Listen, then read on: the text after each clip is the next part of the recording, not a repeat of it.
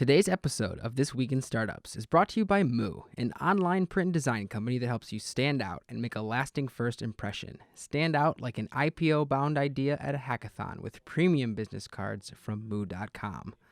Moo creates premium quality, customizable business cards and promotional materials. The range of high-quality cards, top-notch paper, and exclusive design templates make it easy to create a business card as memorable as you. For extra wow, try Printfinity, giving you the option to print a different image on every card. Stand out with Moo.com. And by WISTIA. Take control of your video marketing with powerful tools and analytics built specifically for business. Go to wistia.com/twist and get your free WISTIA account today. Today's episode comes to you from Launch Festival 2015. Jason sits down with Chamath Palihapitiya from Social Capital Partnerships. They have a deep discussion about the future of health with demos from Athos, e-NABLE, and AcuPebble. Stay tuned. That's what it's all about, man. They said, money is the root of all evil. What? Funny how it feeds my people. Yeah. We ain't gonna live like equals until we get the money, spend the money, and defeat you. Yeah. Money is the root of all evil. What? Funny how it feeds my people. Yeah. We ain't gonna live like equals until we get the money, spend the money, and defeat you. So,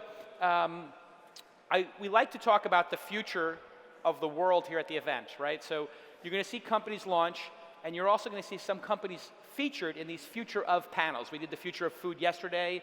You're all going to be eating bugs and fake protein, and it's going to be delicious and using smart frying pans. But healthcare is changing in a major way, and I asked my friend Chamath Palihapitiya, who is right here doing an email or taking some video. Chamath, of course, is from the Social Capital Partnership, a venture capital firm. We invest in a lot of companies together. We're in Home Hero together, Better Health together, and Brilliant together, which won the festival 2 years ago, among other companies. He's also a big supporter of the Launch Fund. He's one of the largest LPs in the Launch Fund. And so point guard, center, I bring the ball down the court, whoop. Chamath dunks it with the A-round. I come down with the 250, whoop. And then he dunks it, and that's how the ecosystem works. Now, what we're going to do here today is look at three companies. The first one is actually one of Chamath's companies. It's called Athos. Athos, sorry. And so introduce yourself, and what are you building here? So at Athos, we build the world's first smart clothing that can measure exactly what your muscles are doing in real time, in addition to heart rate and breathing. Yeah. We also, we build everything so that it doesn't just measure stuff, it understands it and gives you information so you know exactly what to do when you glance at the screen. Okay, so pull up the app here. Okay, they got the app on the screen. Yeah, exactly. And you so can you see guys it on the courtesy monitor here. Perfect. All right, Jake, you want to get going and start doing some squats for me? All right. So you can see his muscle exertions visualized in real time on the screen. All the colors are mapped to how much exertion he's having. So mapped from 0 to 100%, blue being when he's not activating much. You have to activate your butt. Activate your glutes. Oh, there it goes. Oh my God. Now you're red. All right, now you're doing it right. There you go. Squeeze your butt cheeks. That's it. That's the secret.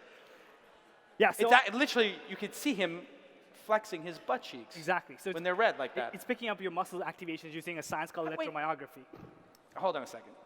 We've seen all the other.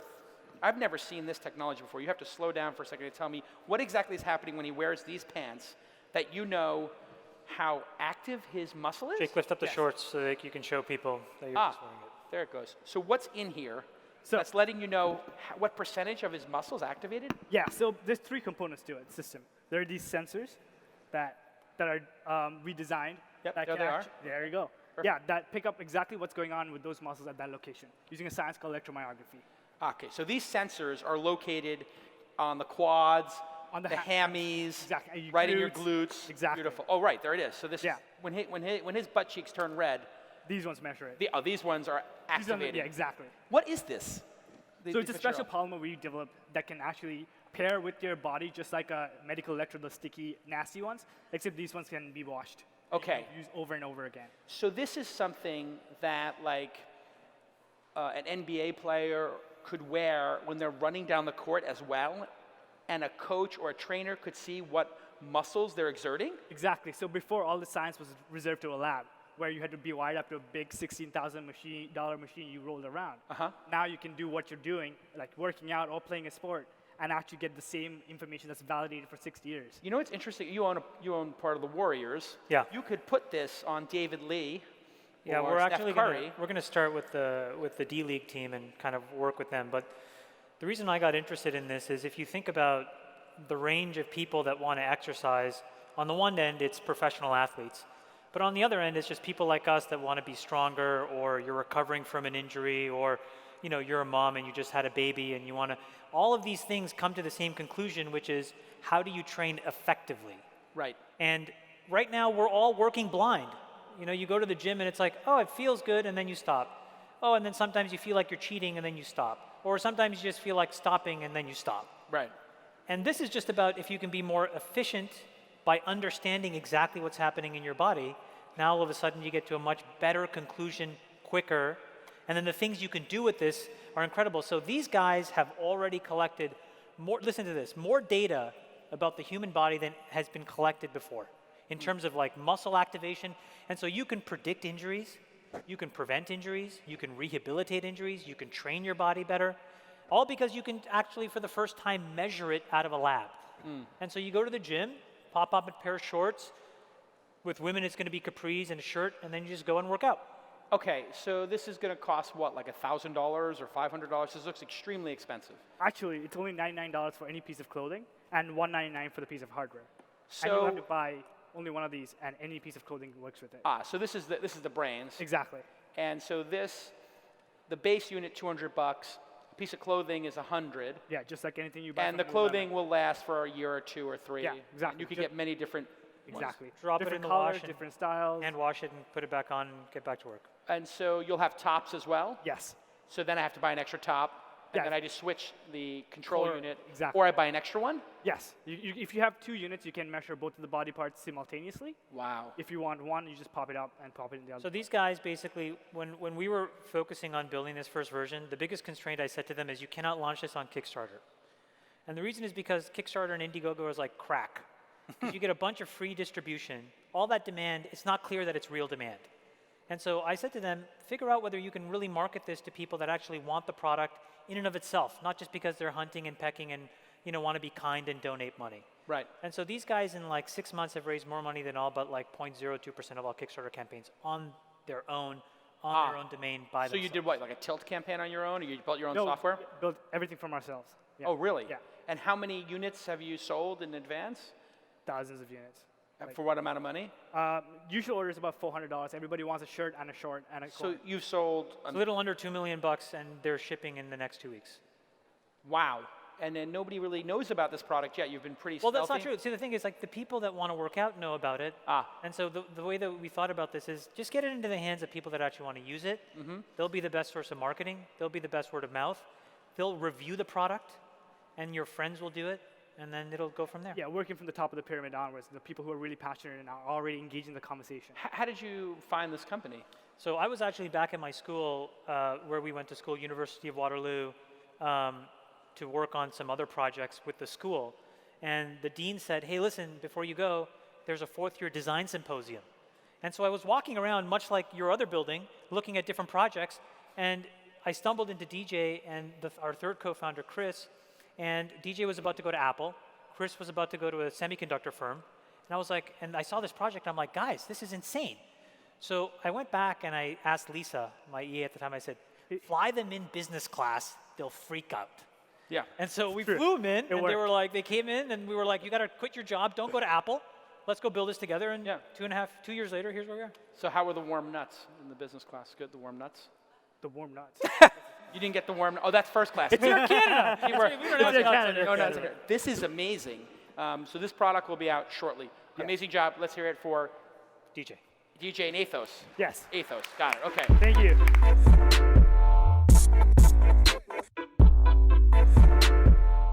Hey everybody, let me tell you about one of my favorite products. It's Moo. Yes, Moo is a great way to make beautiful business card designs. Super, super easy. And they're beautiful, thick, and they're full of small little details that will help you stand out. Mini cards, triple thick luxe cards, and the latest edition, the letterpress.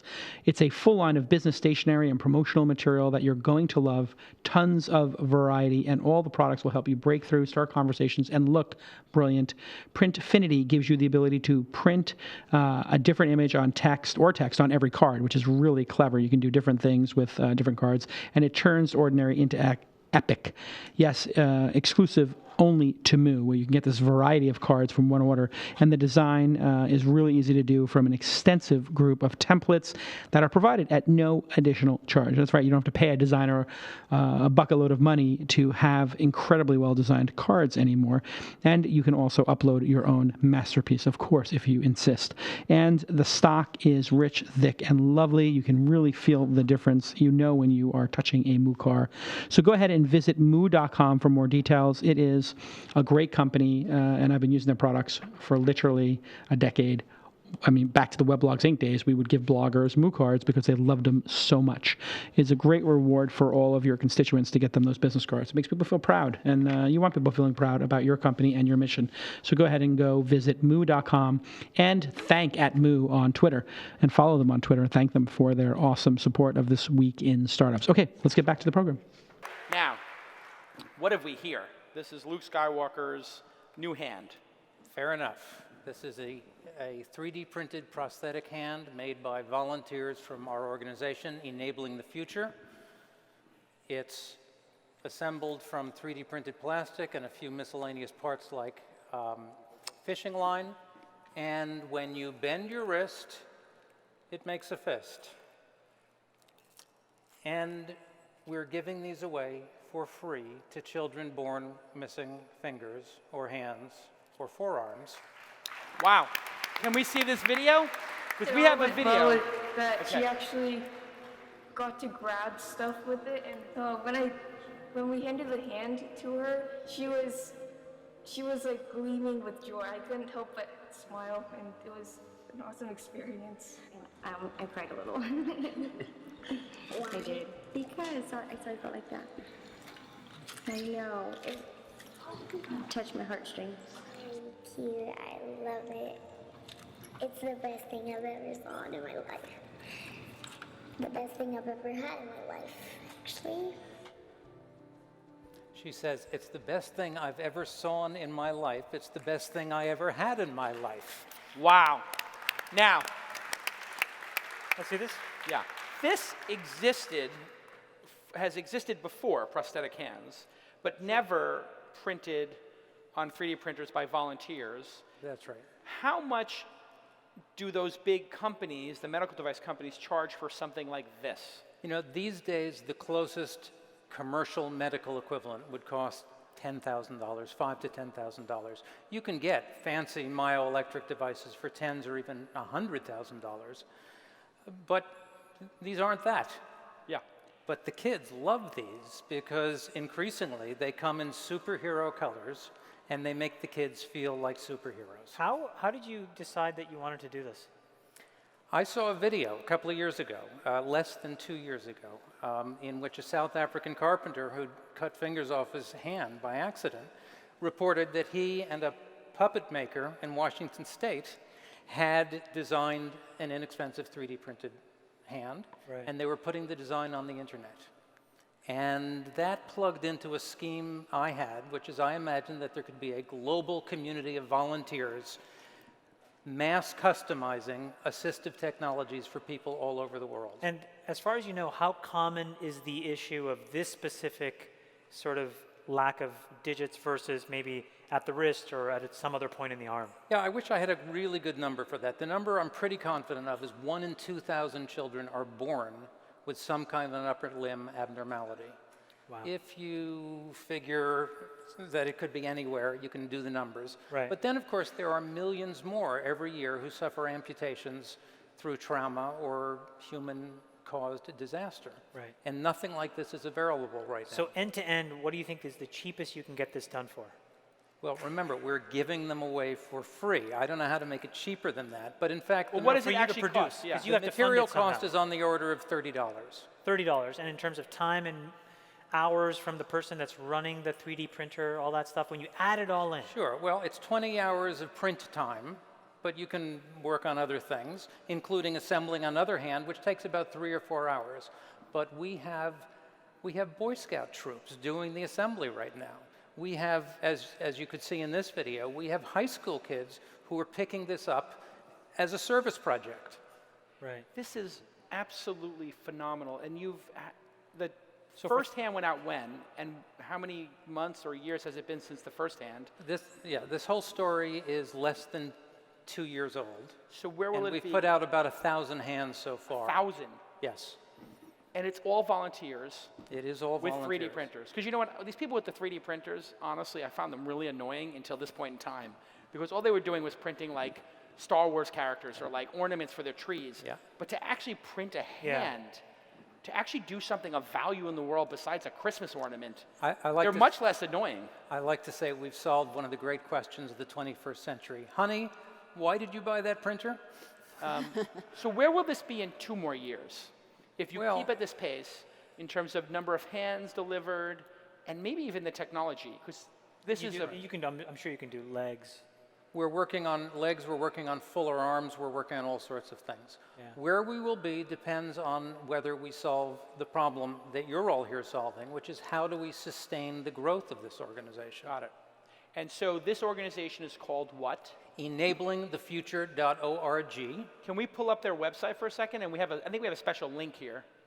Yes, Where's the link? If we could pull up the link or deck. enablingthefuture.org. I'll pull it up in a second. And so this organization is a nonprofit that you've started. Correct. There's no employees of it except for yourself. I'm not an employee either, but my arms are getting tired, right? Yeah. So this is one of the reasons we're now trying to figure out. Okay. So how do you find Can we pull up the his folks to give URL it on to? the? How do you find the kids to give it to? They find us. They find you. Every time a kid gets one of these hands, Yeah. donated by some volunteer on planet Earth, Yeah. the local news does a news report. Many of you have seen it. You've got a smiling child, a weeping parent, and a rejoicing nerd. And this word gets around, and we get new volunteers, and we get new candidate recipients.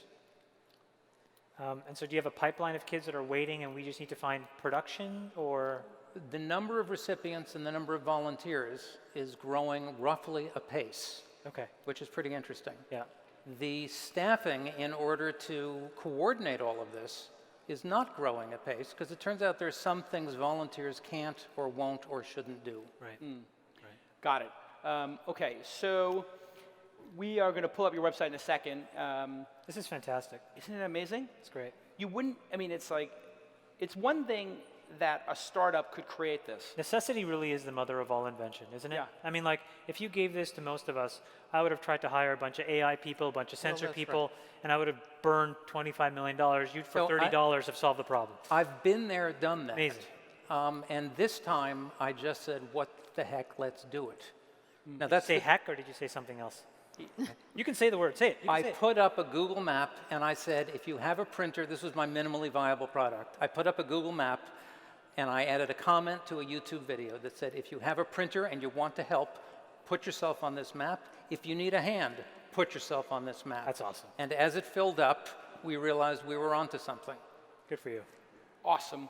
Incredible. That's really amazing. Let's give a big round of applause to John. Stick with us because we're going to get your website and the URL up there in a second. Okay, now, you have something to show as well. On Yeah, but it is there. the other podium? Yes. All right, let's go over to the other podium. we're going Here to we the go. We're going to walk over to the other super podium. Other super podium. Here we go. Okay, now you're going to plug in your iPad. And you have a device too. I've got a device too. Let's see this one. What is this? What are That we is looking called the AcuPebble. at? Okay, so what's in the... So the AcuPebble is this tiny little device. It's only Let him 5 see it. grams. It's 5 grams. And it incorporates novel sensing technologies, novel electronics, novel signal processing, and it can continuously monitor body sounds, more specifically the sounds of breathing and the cardiac sounds. And now, at the same time, it's interpreting those sounds. And it's extracting parameters that are clinically relevant so that doctors can make a remote diagnosis of a variety of respiratory conditions. And also, at the same time, the system can, in some cases, give already the answer for the diagnosis. So, is this exactly what I would do? No, this is how it goes. So it depends, obviously, what condition you are trying to get an answer for, right? So in some cases, you would put it here, in your neck, right? It's really easy to put on. In other cases, if you have a very small child, a baby, you could put it on the chest.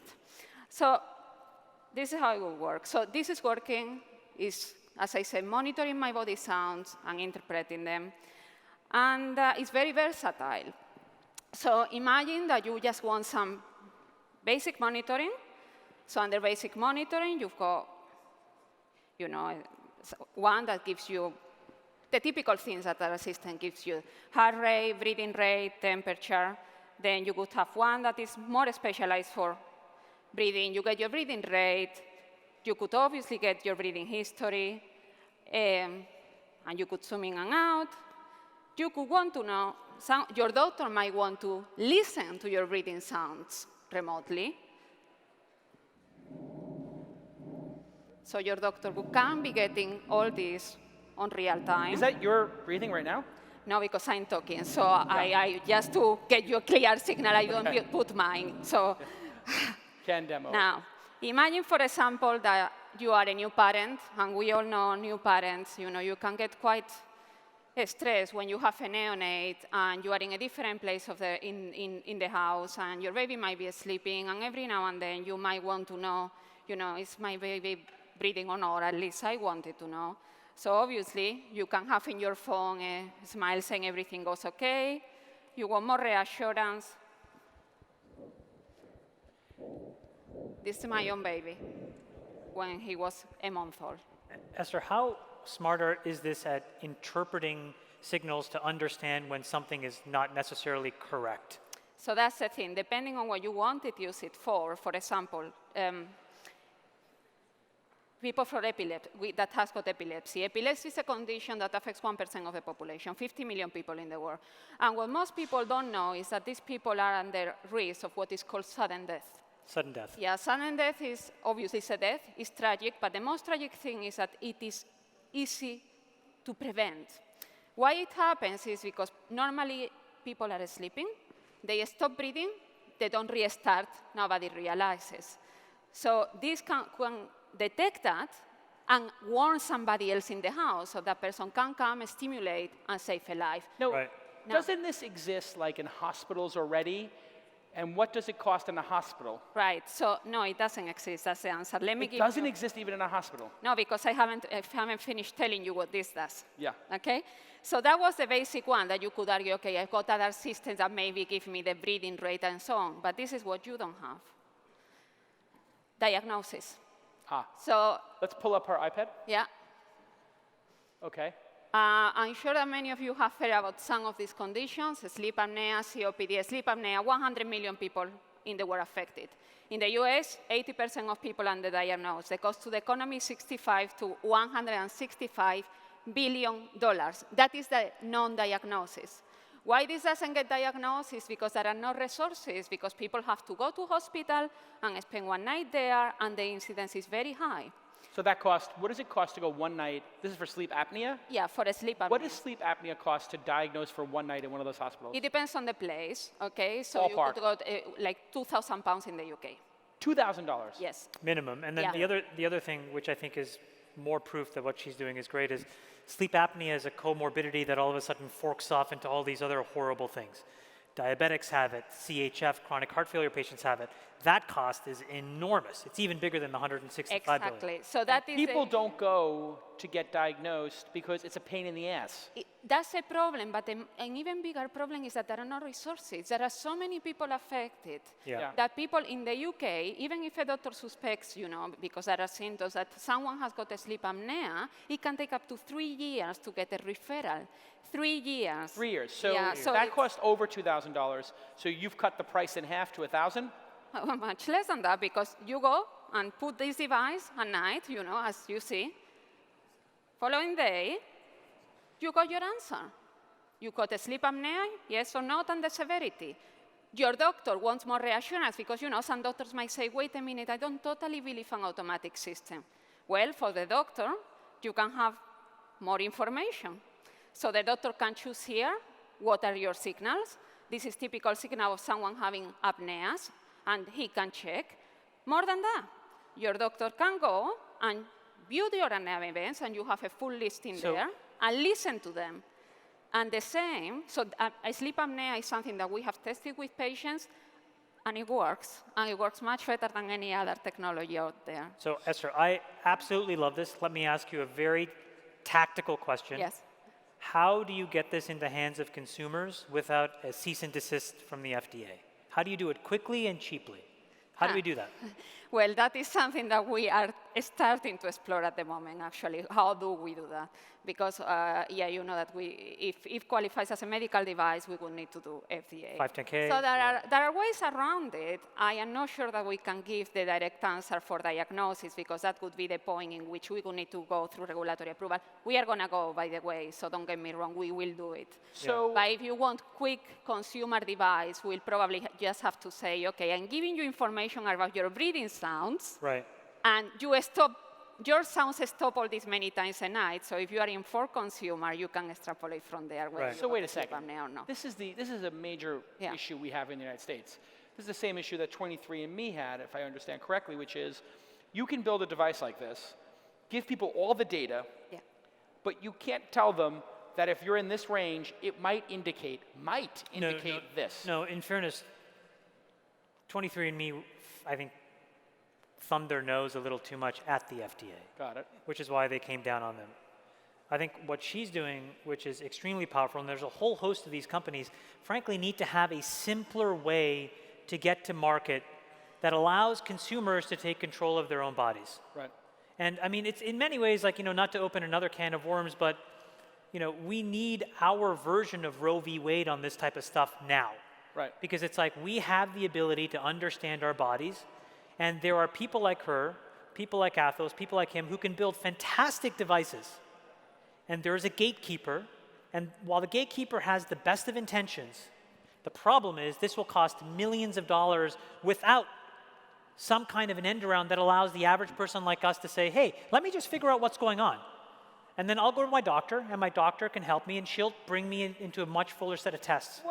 What if there was like one of these boxes that said, this is a disclaimer, you can get this advice at your own risk. And then I, as a consumer, could say, I am willing to take the risk of getting bad advice. I'm not allowed to do that. You cannot fundamentally get to that stage. We are not legally allowed to even consider that choice. Now, I'm not sure that that's the right choice.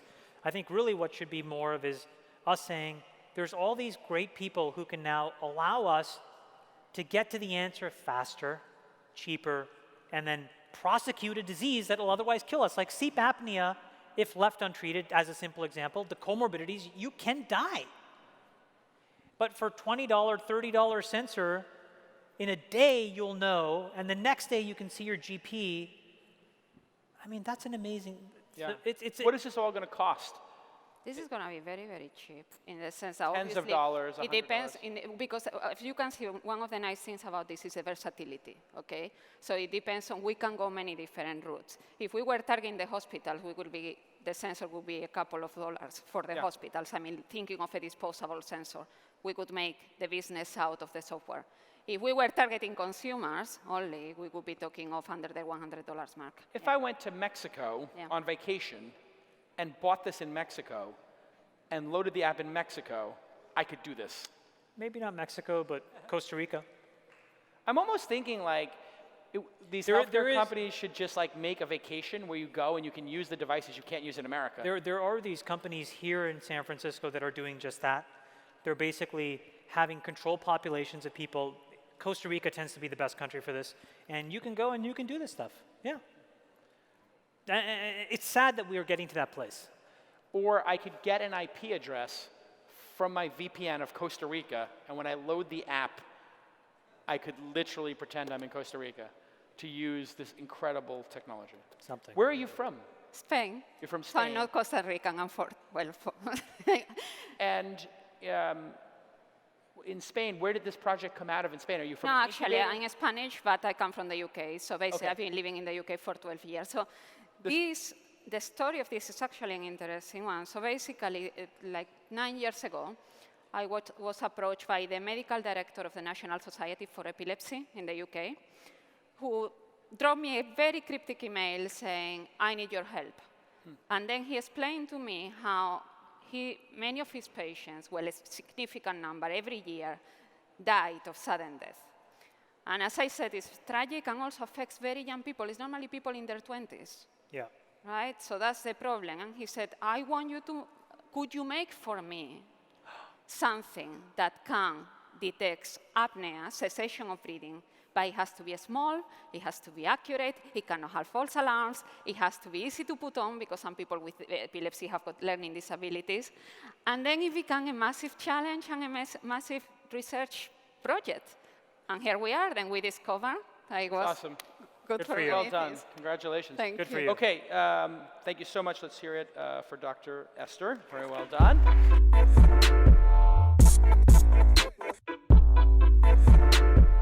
Hey everybody, let me take a moment to tell you about a product I love and use every day. It's video hosting from WISTIA, W-I-S-T-I-A, WISTIA. It is awesome. And who uses it? MailChimp, Moz, HubSpot, Zendesk, Herman Miller, Sam Adams, and of course, This Week in Startups. They've got 140,000 customers, and they are growing like a weed. Now, why do we use it? Well, if we use a free service like YouTube, we have all YouTube's ads and collaterals and garbage, and it looks terrible, and it's not customizable. So it looks bad, and everything that YouTube does is in service of increasing their metrics, not your metrics. Well, what are your metrics as a business? Well, for me, it's collecting emails. 2, it's having people on my domain, my site, making it look beautiful, not having that ugly thing that comes up at the end of like a YouTube video that shows all the different videos of other people that I don't want to send my users to. I want, when the video ends, for them to watch another episode of This Week in Startups. I can control all of that with WISTIA. That's why I use it. And it works perfectly on Facebook and Twitter with the cards, and you can play it natively on those platforms. It's gorgeous. And it'll give you a ton of support. You want to take control of your video. Video is a huge asset, and you want to do it professionally. The analytics program is amazing. You can see on a user-by-user basis how long they're watching, and if they rewound and watch a section twice, all this kind of great stuff. Tons of support, super easy to use. And it's built, a lot of their new tools are built for marketers, so collecting emails and that kind of stuff. And you don't have YouTube or Vimeo doing that kind of stuff. Those platforms have their own goals, which is selling ads and keeping people on their platforms and stealing those users from your platform. Start your 2-week trial for free on WISTIA, wistia.com/twist. No credit card is required because they're so confident that you're going to love the service like I do. And you can upload as many videos as you like. Wistia.com/twist, W-I-S-T-I-A, wistia.com/twist. I love the product. I love the team. And it's been fantastic for us. We got control of our own videos again, and we are now collecting emails every day, dozens of emails every week, hundreds of emails every year, thousands of emails, to build our direct relationship. That is, not have an intermediary between it, telling us how we can talk to you, our fans. We have a direct relationship. It's brilliant. I love WISTIA. All right, let's get back to this amazing episode. So, gosh, you've been coming here for a while to the festival, and you're now on whatever second, third fund. Can't talk about that kind of stuff. But now that you've been a venture capitalist since you left AOL 4 years ago, 5 years ago? Facebook? Facebook, what did I say? Yeah, AOL? 3.5 years. 3.5 years out of Facebook. What have you learned as a venture capitalist about what makes a great venture capitalist and what your role in the world is now? Well, I think that the same thing I realized at Facebook is true here, which is the best companies in the world don't really need all that much help. And so that's not changed. But what I've realized incrementally is there are a lot of great founders who should be probably directed to great ideas where they then won't need any help. And so probably the biggest thing that I've realized is there's so much opportunity that we're just now becoming ambitious enough to think is within our possibility. And I feel like that's sort of my biggest purpose. I have a really great group of partners. They find fantastic businesses. And my job is slightly different, which is to kind of kick up the sand and ask sort of the non-asked questions. As a result, the companies tend to be a lot more nebulous, a lot riskier, but it's worked out as a very good balance. It's definitely kept me more engaged, because otherwise I think I'd just be focusing on taking money, making more money, and I think it's good to a point, but I think it loses its luster after a while. And yeah, because you've had some big wins with Yammer in the portfolio. Yeah, I mean, there's like a lot of Slack, Box, Yammer, SurveyMonkey. I mean, so if the goal is to make money simply for the purpose of making money, I think it's fine. The more interesting thing is now to ask ourselves, what are all these things that should exist? So like a day like today, when you see these sensors, to me, like that's actually the energy of life. Like we should be doing that for people, because if we don't do it, nobody will. And you know, to be very honest with you, like a thing like this now just reinforces to me how important it is to get the right regulatory change within the FDA. The thing that I didn't realize when I first started, I thought it was all about, all right, screw regulation, screw everybody else, screw the government, we work around them. Now what you realize, or what I've realized, is some of the most important things in the world need their help, or at least their tacit approval. And so you have to spend the money, spend the time and the influence to change that stuff so that all of you guys can have freedom to operate. And so I do a lot more of that now. It's an extremely laborious, thankless process. Working with the government to try to change. I'll give you a simple example. Like, so, you know, two companies that are very similar to these guys that we started 2 years ago, one in diabetes and one in asthma COPD. They have the exact same starting point, which is these diseases, if left unmanaged, generates hundreds of billions of dollars of cost and lots of death. You know, my dad in October died. He was a long-term diabetic, 35 years. Between my mom's family and my dad's family, 17 siblings, 11 of them have diabetes.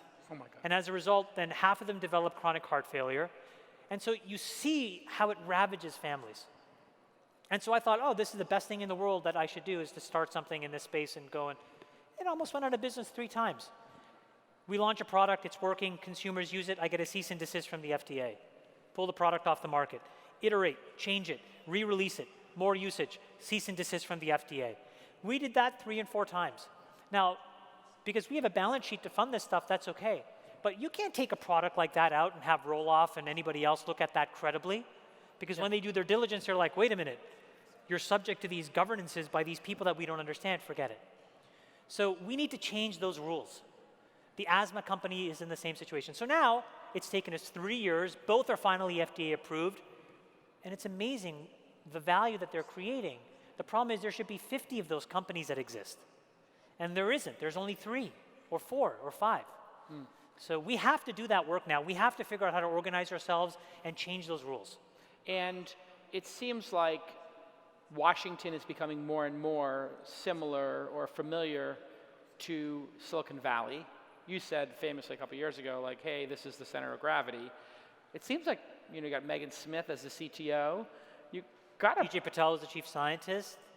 Yeah, we got some ringers in DC now. All the rainmakers fly through here now. Oh, they do? It's a quick stop. It's a quick stop. You know, Hillary was here 2 weeks ago. Obama was here 3 weeks ago. Josh Foreman, who runs the head of the Economic Council Advisors, was here last week. So they all come and they spend time.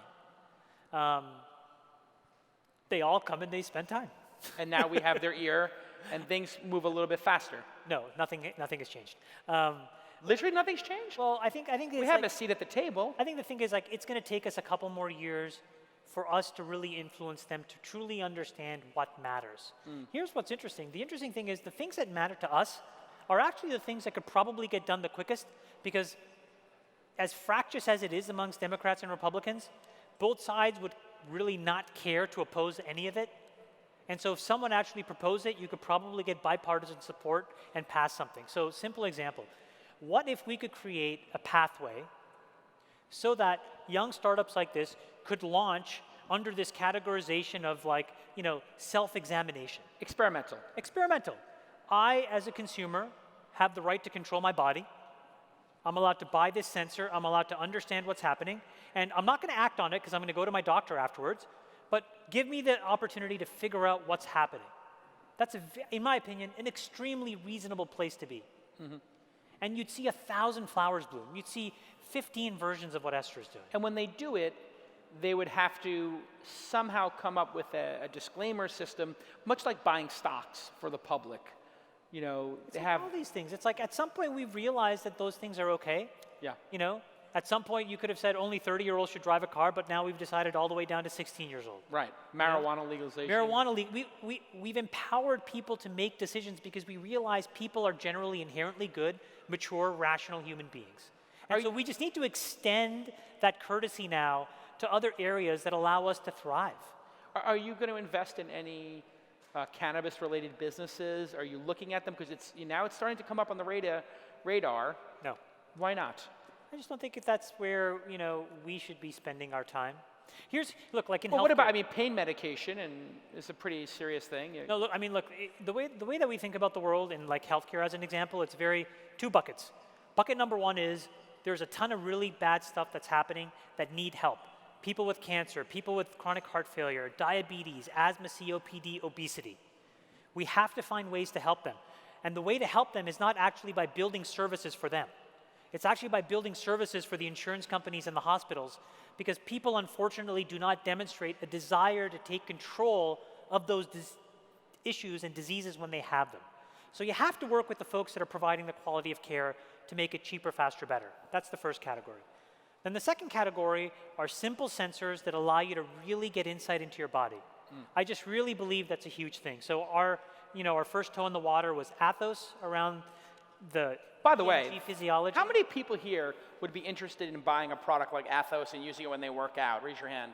Well, that's like 25% already. So as an example, right? Like you just imagine like Athos. So we talk to the folks sort of like dealing with like wounded warriors. Imagine people come home and they have like an amputated leg or arm. How do you rehabilitate yourself? If you had sensors to understand your body, you can do it better. Not to share too much information, but a really close friend of mine, when she had her third baby, she had diastasis recti, hernia. And it's like, why can we not give her a simpler way to understand her body, rehabilitate herself after doing something beautiful, which is having kids? Right. There's a gamut of things in the middle. Yeah. Eventually, you'll be able to download this app. You'll have a personal trainer. You'll figure out what you feel like doing. That person will interpret the data coming in real time and tell you what to do. And it's perfect. Some workouts will be 10 minutes. Some workouts will be 40. But my point is, that was a sensor company. The diabetes, sensor company. Asthma, COPD that we did, sensor company. Yeah. Stuff like this, that's the future. So it's those two buckets. It would be amazing if you had a trainer in a control center with 40 people on their webcams wearing the Athos stuff, and they could just be like, hey, Chamath, you need to go a little deeper into that squat. Jason, you need to stop eating the donuts and get back to the workout. Right. Just whatever it is. Right, whatever that is. Whatever it is. Hey, so there was this rumor that you were going to take over another venture capital firm, and you told me backstage you couldn't talk about it. So tell me about the Kleiner Perkins deal and what happened. You can't talk about it. John Doerr can't talk about it. I'm interviewing you guys back to back. Nobody can talk about it. What happened?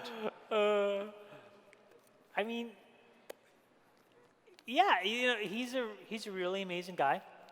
A legend. And Mary Meeker, she's really amazing. That brand, you have to understand, I think if you're sort of maybe 30, it's different, but my age and older, 38 older, Kleiner it's just iconic. It's like the Apple of venture capital. Look, when John calls and says, go for a walk, you go for a walk. Right. And that's it. But it didn't work out. And so that's it. It didn't work out. No, we just talked. Just talked. Just talked. Talk in time. Just talk. Let's talk about Brilliant.org. That was a company here that won all tuition. Tell that story. One of the things that I think is happening is, if you look at the education system, we've left a lot of people out on both ends of the spectrum. So we've left people out that need more rudimentary training. And so that's why I think government created the notion of Common Core and said, let's create a a common denominator, lowest common denominator that we can use to predictably deliver a functional set of educational skills to the masses. Unfortunately, what that's created is a somewhat difficult balancing act for a teacher where he or she has to make these trade-offs all the time, which is, how do I get all the folks here that may still need some more remedial help? But what that's also done is ignored a ton of people on the other side who may actually be a little bit more advanced and need to scale. And the question I asked was, how many really smart people are there in the world that may be left behind? And you see this all the time. I'm sure all of us know someone who is unbelievably smart and who just totally opted out or acted out in school or whatever. And so it happens for a whole multitude of reasons, right? And so we started Brilliant with this idea of if you could create an index of people, and you first start with like the people that are truly outliers, and then you work your way down and give everybody the chance to feel smarter and better about things, what can you do with that? And what you realize is you can do amazing things because, so my wife and I have this scholarship program where we pay for, we ask people to apply. We just did it as a test, and we give scholarships to some of these people. You should ask Sue to come and present to you the top 10 people.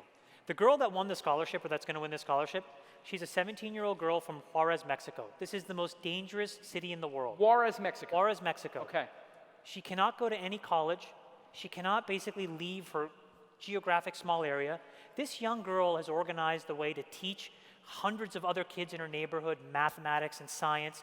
She's gone and she's built motors and servo. It's like she's just an incredible person. She should not fall through the cracks. It doesn't matter that she's not American. The point is, someone needs to go and pick her out of obscurity and put her in a path and see what happens. Because she could be the next Steve Jobs. You know what I'm saying? Yeah. And she has no expectation other than she's going to live her whole life thinking, holy shit, my life would have been so fucked, and now it's not. And there's hundreds and thousands of those people. How do you find them? So what you find is that they self-select on Brilliant. So now that's like 1.5 million users. It's got 700,000 monthly uniques. It's growing like a weed. And it's so heartening because you realize there's all these people who just want to do the right thing and who want a chance to get picked out. And so now they've solved all these math problems at Brilliant.org or it's math, it's physics, it's computer science, it's mechanics, it's chemistry, it's biology. And by definition, there are more smart people outside of this country than in it just based on math. No, everybody's smart. We're all good at something. No, but I'm talking about the truly most brilliant people, and I'm talking about there's a lot of them out there. And what happens if we don't get them here, Well, I think two things happen. So we had this situation where a government agency or whatever was like, hey, listen, we need to get all this info on these two kids, and like the sword of Damocles that hangs over you is like this threat of like, these kids could become terrorists or blah, blah, blah. And you actually realize, oh my God, like they could be right. It's like there's a lot of really, really smart, frustrated people that left to their own devices can get misdirected. Yeah. So we have an imperative. There's a moral imperative beyond a business imperative, but it's just that we should find the best of people. We should have systems to give them a shot. We should have regulations that support a pathway to getting to market, and we should just give all of us just a more equal say in how the world works. Do you know what I'm saying? Yeah. And I think that that's just a better place. And so if all that takes is money, that's easy. Yeah. And those top people on Brilliant, where are they located? I mean, where are the centers? I mean, dude, it's like Juarez, Mexico. It's like Ethiopia. It's Bangladesh. It's Kenya. It's Nigeria, Sierra Leone, South Africa, America, Canada, Tokyo, Japan, China. They're everywhere. And we just need to go pop in and get them to MIT or Harvard or something. They don't even need to go to college. I'm less concerned about that. They just need to be put in a position to help themselves, which has this massive impact in that it helps us. Yeah. Right. Because those kids are going to do some crazy shit. We just got to get them to the start line. Let's talk about this city, San Francisco, the Bay Area. What do you see for it in the next 10 years? What will this look like here? Because there's a contentious issue about housing and everything else, but I'm talking bigger picture in the tech industry and what this city and area will be. So, as you know, we're in the midst of finalizing our third fund. Our third fund is well, without saying the details, Bigger. I'll put slightly bigger. Slightly. I'll put slightly in quotes, but bigger. Bigger mandate, et cetera. And here's what I tell people. If you look at the S&P 500, so that's the top 500 companies, okay, that are public today in technology or writ large, I would say about 8% of those are tech, like true tech companies. I wouldn't consider IBM a tech company, but like, you know, Google, Facebook, Amazon, those kinds of companies. So kind of plus or minus 40 companies. Yeah. I think in 30 years, at least half of that are tech companies. So now it's 250. Okay, so that means there's going to be 210 companies that are created over the next 30 years. That's 7 a year. That's 1 every 2 months. And what's more interesting is the half-life of a Fortune 500 company is now less than 3 years. Like, it's about 11 years, but like in some cases, you know, so there's a lot of churn. So take even 11. That means it's not 210 companies, it's 630 companies. Think of what that's going to do. It's huge opportunity for everybody here to do something fantastic at scale that has massive impact, that makes money, all that stuff. So that's the first thing. That's the positives. It'll employ a lot of people. That's positive. It'll change the way society and government and all that interaction works. Positive. It'll hopefully do it in a way that's more equal and balanced, celebrating men, women, minorities. That's a positive. So all of those things are possible. And then you have the negative parts of it. It'll make this city unbelievably expensive and uninhabitable unless something changes, housing, etc. It's going to have a forcing function on transportation, which will be great for self-driving cars and Uber and things like that. That's probably a positive, but could be a negative. And we have to find a way to bring other people along. Who are the folks that make $12 to $16 an hour? You can't leave them behind. They are the pillar on top of which we do everything. And we don't fucking realize that. Right. You know? And so it's going to be this yin and yang of having a little bit more compassion around that stuff, but still running as fast as possible on this stuff. And if we don't run as fast as possible, it's going to go to another country, another city. I mean, most cities around the world are trying to replicate what's going on here. And I think it's going to happen because what's happening now is like, if you're, for example, I was in China 3 weeks ago. No offense, but we are not what we used to be. So if you look at Silicon Valley, there's tremendous lore amongst Chinese entrepreneurs about, you know, what we represent and the companies that have been built here. They're iconically viewed. But at the end of the day, the fantastic Chinese entrepreneur does no longer think to him or herself, I need to come to the United States. Jun Lei started and stayed in China, building Xiaomi, $45 billion company. Xiaomi I called out 3 years ago on stage and said, this is the next Apple. Right. Jack Ma, Pony Ma, I mean, all these guys are now massive beacons of talent for the endemic Chinese entrepreneur. They don't need to come here. Yeah. In India, if Flipkart works the way that people think it is, Sachin Bansal will be one of those characters. And so when you have enough lore, there's entropy inside of a country. And when there's entropy inside of a country, you stand up and you say to yourself, wow, maybe I don't need to play by those rules. Maybe Americans' rules worked for a while, but now I can live by a Chinese set of rules and an Indian set of rules, and these markets are big enough. And that is, in my opinion, the risk that happens right now. If we don't fix the immigration system, if we don't figure out how to have people like Esther be able to bring her products to market, they're going to go to other places. Yeah, or their companies to the United States even. Think about Xiaomi. Xiaomi's most important market outside of India outside of China is India.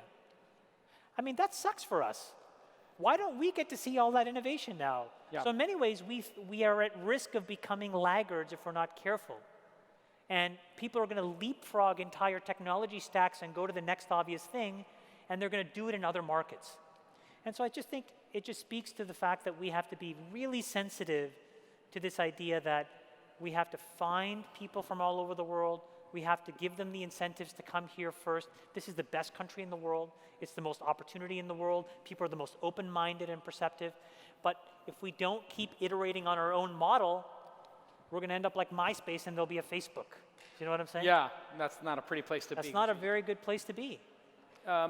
When you invest in companies, what are the snap calls? What are the snap, like, God, that's so good. You see something in the entrepreneur, in the product, whatever it is. Slack was a snap shove. We were like all in. Yeah. I mean, Slack was like, we wrote the biggest Series A check we've ever written, $30 million. Boom, snap within 3 days. But it's because, and you can talk about this, we now have a very systematic form of understanding businesses that allow us to really unpack the second level of detail. What we've realized is that, if you go through certain incubators, you can get growth cookbooks to basically jerry-rig growth. You go through these demo days, and there's a lot of fake stuff that's happening. Yeah, people are just buying Facebook ads and make their curve go up. And then the unwitting VC plows a bunch of money in, blah, blah, blah. So, we have a bunch of ways now. We built our own VPN network that's running hundreds of thousands of clients. We've done a bunch of stuff that's just super smart that allows us to get to this level of data, much like what we did at Facebook, where we know relatively unambiguously what's working and what's not. So by the time the entrepreneur comes in, we know oftentimes 80% of what they do, and it doesn't take us that long to close the gap on that other 20%. And in some cases, I mean, you can talk about this without calling out the name of the company. Of course, yeah. We know the business. Yeah. One of my angel investments came. They pitched. You fell in love with the company. And they raised a huge round, so it's no offense to them. They did a great job. Yeah, and they... I mean, you can tell these guys the work that, so we get a... Well, anyway, I opened up a PDF, and it was like, you would think this was a yes, because the PDF went through every aspect of the business and all the growth metrics and where there were challenges and where there were great pieces to the business. And you get to the end of it, and it's like, hey, these two things need to be tweaked in order for us to invest. But it was like hiring a management consultant for $100,000 to examine your business, and you gave them the data. So that's what I thought was impressive. Whenever we pass... You could have kept the data and had an information advantage. Yeah, no, that's not the right thing to do. Whenever we now do diligence on a company, we literally do the full-on proctology exam. Like, whether you get to a no or a yes with us, you would actually want to run through this process. You do. I guarantee, yes. I think it's fair to say you were like, what did you say? You're like, you were a dick, but now you're like a smart dick. What did you say? I don't know. I was just like, it's like, when you say no, people are like, oh, you're being a dick for saying no, whatever, and it's arrogant, whatever. But then it's like, wow, but now it's like you care. You care when you say no, right? It's important that the entrepreneur knows because these things are fixable, and again, it just makes everything else better. They're smarter. Then the way that they teach their team is better. Then those people, when they leave to start a company, knows that much more. And the whole thing just gets better. It's regenerative. It's fine. Right. And frankly, as far as I'm concerned, not a zero-sum game. Yeah. It's not. And as far as I'm concerned, you want everybody to understand how to think about the first-order derivatives of a business, the second-order derivatives of a business, what really drives product-market fit, and what's fake and not trustworthy. Because if you get too caught up in this, you're doing a huge disservice to your people that you've raised money from, but most importantly to you and your employees. Right. And you can't do that. You can't just pretend. This is not pretend. Yeah. And for us, even in a company like that, which is a fantastic business, we say we have to be so right. Because in a situation like Slack, that can be such a huge success that it allows me, frankly, to go and fund Brilliant. And do, And to be honest with you, that Brilliant is more like a LinkedIn. It's a slow grower. Yeah. It can be a great business, but it's going to take time. And I think Stuart, I mean, I'm not going to put words in his mouth, but I think he feels really good that happened. Yeah. And there's this other company here that's actually trying to do something awesome. SciAps, which is a cancer genomics company, they couldn't raise money anywhere up and down the valley. We snap funded it in a week. And 2 years later, they are the cancer genomics platform. They're in every single major hospital. UCSF, Stanford, Intermountain, HCA Sarah Cannon, Swedish. They're saving people's lives. By the way, if anybody that you know develops cancer and is going to go to a hospital, email me, Chamath@gmail. I will tell you whether they're using PsyApps because it has been shown to elongate people's lives by 2x. This is a big deal. What is it? You basically take all the genomic data off the NGS, off the sequencer. You take all the drug data. You take your personal medical records, and they have this amazing machine learning and AI that helps the doctor give you a specific protocol of care for you and you only. So, dude, that took us 3 years for us to get our first 2 or 3 deals. But I can do that because David Sachs did Yammer. Right. Do you know what I'm saying? Right. So you can get these big wins in the commercial enterprise space or commercial space. It just gives us oxygen. Yeah. It's a chip stack. It's a chip stack. Awesome. All right, let's hear it for Chamath Palihapitiya. Well done.